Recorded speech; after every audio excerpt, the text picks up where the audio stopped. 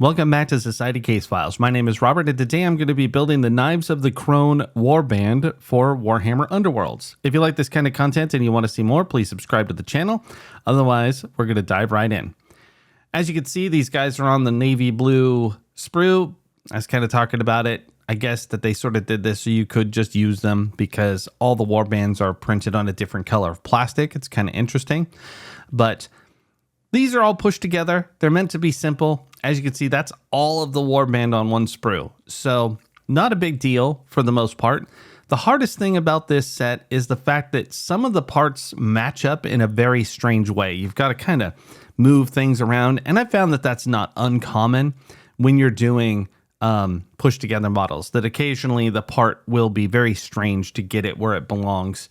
And honestly, it's important that if you can, to use glue, because then you get the parts capable of sliding into each other without straining. In fact, I broke one of the pegs on this model even after doing that, just because it just didn't want to go in. And it was put in correctly. The good news is that the peg didn't matter. I was able to glue it onto the model without any problem. And I've already primed these guys, so they're ready to go. It wasn't a big deal. But you should be very patient with this. Take your time and make sure that you match up the stuff with dry fitting first. And be careful when you dry fit as well, because at one point I did a dry fit that got it a little too close to being all the way on. It was kind of hard to get off, and I was afraid I was going to break it. But anyway, I'm going to stop chatting now, and I'll talk to you again at the end. Thanks.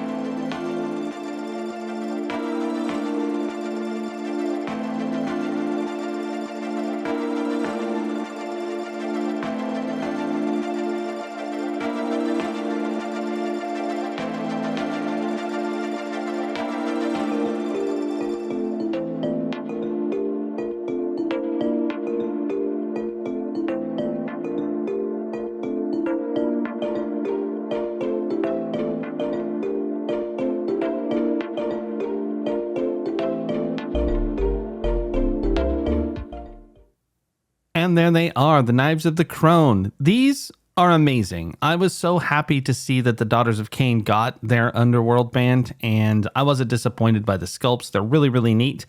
As you watch the video, you'll probably notice that there were some tricky parts to get them lined up and set, and even their little feet going onto their bases weren't necessarily the easiest things to do. All around, though, I think that their poses are great. They're very dynamic. They're going to be really cool. These models do come with their cards and everything you need, so they really are a fantastic way to get started in the hobby. As you can see, you only have 4 models to build and paint. That's a great way to begin.